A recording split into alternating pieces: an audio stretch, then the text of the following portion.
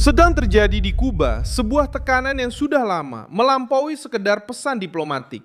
Donald Trump sudah keluar dari tahap yudisial dan masuk ke tahap operasional. Kepala Komando Selatan berkumpul dengan Pete Hegseth di Pentagon dan SS Nimitz di Karibia.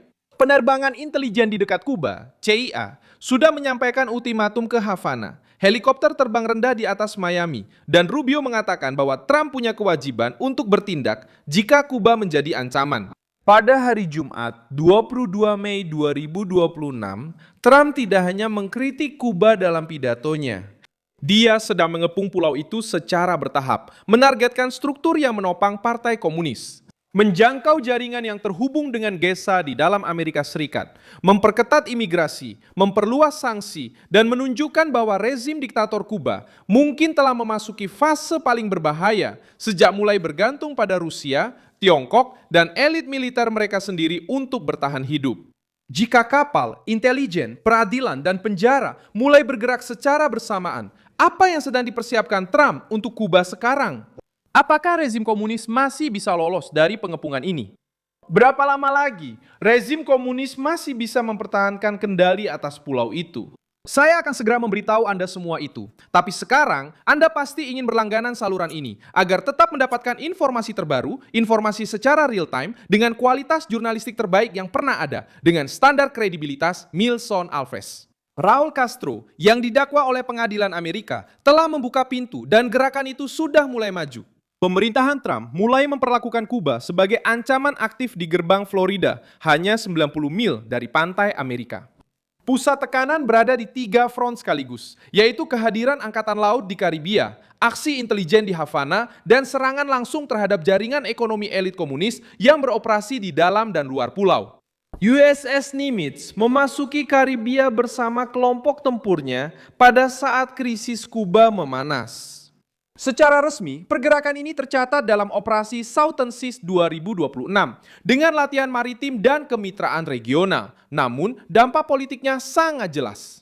Kapal induk dengan pesawat, helikopter, pengawalan angkatan laut, dan struktur tempur tidak melewati wilayah ini pada minggu seperti ini tanpa mengirimkan pesan. Havana memandang ke laut dan memahami bahwa Washington tidak hanya berbicara soal sanksi, mereka sedang menunjukkan jangkauan mereka. Komando Selatan adalah bagian yang memberi bobot pada pemahaman ini. Komando inilah yang menangani wilayah militer Amerika Serikat di Amerika Latin dan Karibia.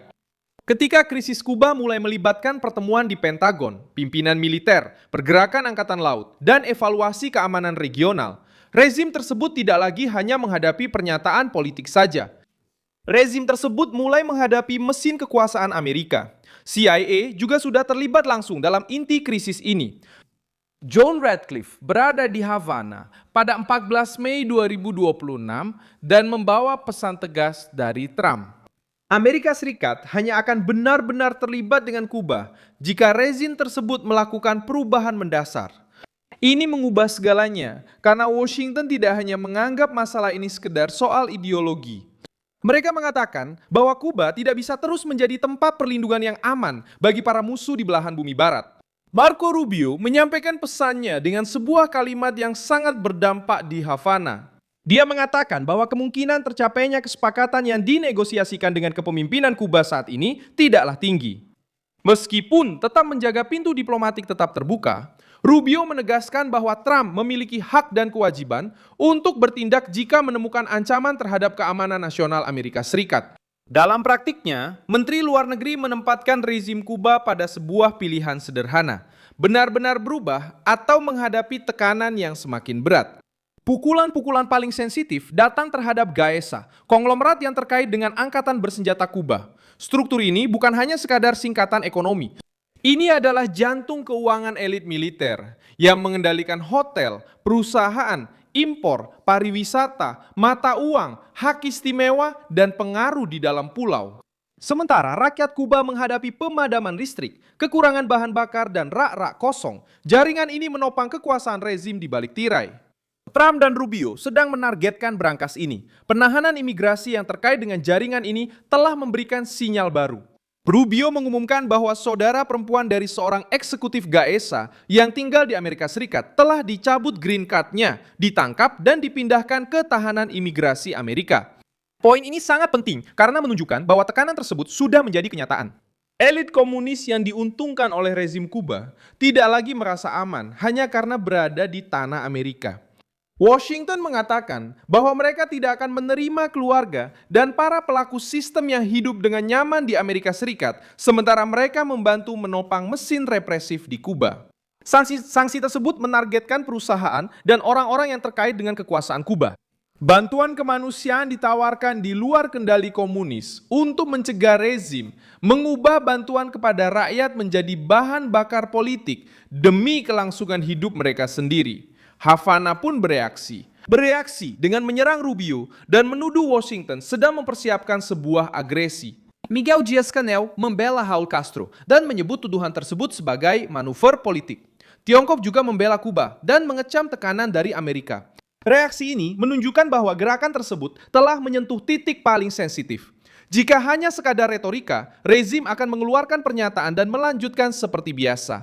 Namun ketika Havana dan sekutunya bereaksi secara bersama-sama, itu berarti tekanan sudah mendekati inti kekuasaan. Trump juga menempatkan isu ini di pusat politik Amerika. Dia menyatakan bahwa banyak presiden telah berpikir untuk melakukan sesuatu terhadap Kuba selama beberapa dekade, dan sekarang tampaknya dialah yang akan bertindak. Pernyataan ini bukanlah hal yang sepele.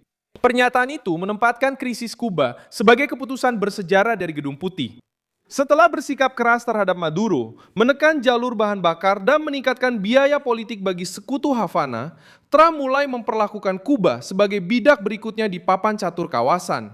Rezim Kuba tiba di momen ini dalam keadaan lemah. Pulau itu mengalami pemadaman listrik, penurunan ekonomi, kekurangan bahan bakar, dan ketergantungan pada pihak luar. Pemerintah komunis mencoba menyalahkan Washington atas segalanya, tetapi pesan dari Amerika sekarang berbeda.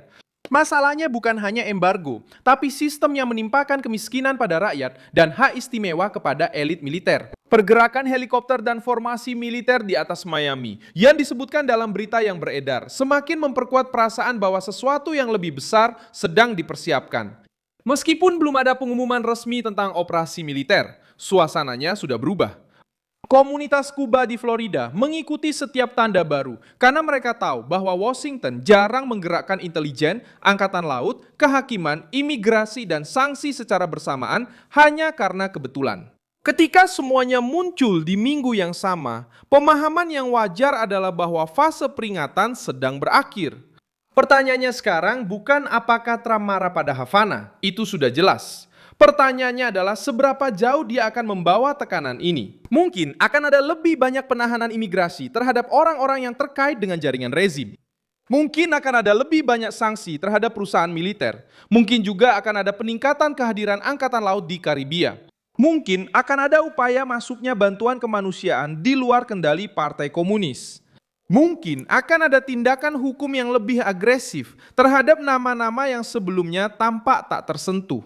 Rezim tahu hal itu, dan karena itulah mereka bereaksi dengan gugup. Saya Milson Alves Global, seorang internasionalis, dan tujuan saya adalah membuat Anda tetap mendapat informasi yang benar setiap hari. Tautan berita ada di deskripsi video. Beri like pada video ini, subscribe channel ini, dan di akhir nanti, lihatlah komentar-komentar agar Anda bisa lebih terlibat dengan komunitas Milson Alves Global.